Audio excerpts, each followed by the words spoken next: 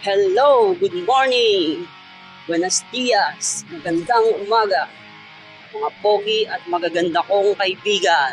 You know, time check, 6:28 a.m. Saan ba ako pupunta? Ano ba ang gagawin ko? Mag-walking trip habang maaga.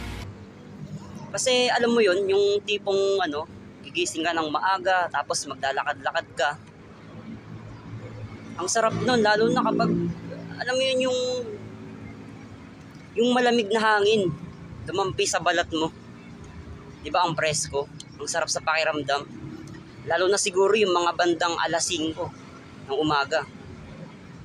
Ganun. Tara, walk trip tayo.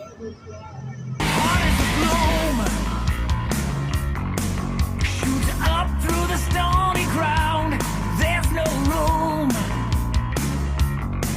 no space to rent in this town. You're out of luck,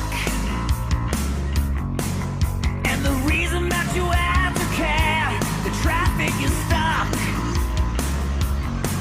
and you're not moving anywhere. You thought that you found a friend. Ang goal ko din kasi ngayong araw, since nawala naman akong pasok, is maging productive yung buong maghapon ko. Way back 2018, madalas akong tumambay nun dito sa tabing dagat. May dala pa akong gitara nun. Tapos, nagkakape. Habang pinapanood ko yung sunset. Ang ganda nun. Ayun, share ko lang din, no? Yung experience ko sa Worldwide Entrepreneurs. Alam niyo ba dati pinapanood ko lang to si Sir MJ Lopez sa mga sa mga podcast, sa YouTube, yung mga video niya. Syempre dahil lagi ko siyang pinapanood, natututo ako sa mga nagkakaroon ako ng realization ba sa mga sinasabi niya. Siyempre, hindi naman po pwedeng puro lang learnings, di ba? Dapat, andun din yung action. Yan nga. Ngayon, meron siya laging example doon na ano ba yun? Nara. Ayun. Yung Nara, kapag inilagay mo sa paso, hindi siya lalaki. Pero kapag yung Nara, inilagay mo sa malawak na lupain, lalaki, mamumunga, dadami. Yan yung lagi niyang ine-example sa video niya. So ayun, nag-iisip ako kung saan ako makakahanap ng community. Ayun, community na parehas ng mindset ko. May pangarap. Gusto maging successful. Gusto na.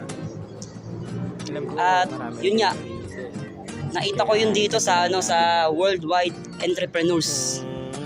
At saka ito pa isa pa. Hindi ko namang ginagawa yung nagbibideo ko habang nagsasalita. Pero syempre dahil yung mga nakakasama ko dito sa Worldwide Entrepreneurs, ganito yung ginagawa. So patay ko na motivate, tapos napoporsige din ako na gawin to. Tulad niyan, bumangon pa ako ng maaga, gumising pa ako ng alas 5. Pero maliwanag na Inabot na ako ng umaga dito Kasi ang sarap At saka ayun din, syempre para din sa akin, para mabuild din yung confidence ko. Kasi totoo lang, mahiyain po ako Ayun, sa pamamagitan nito, natututunan ko yung pakikipag-communicate sa ibang tao. Para ma-practice ko din syempre yung pakikipag-usap sa ibang tao, ganun. Ayan, tumataas na yung araw. Nakikita na yung airport. Sarap pala ng ganito, no? Habang nagsasalita ka, binibideo mo yung sarili mo. Oh, paano ba yan? Kita-kits ulit. See you!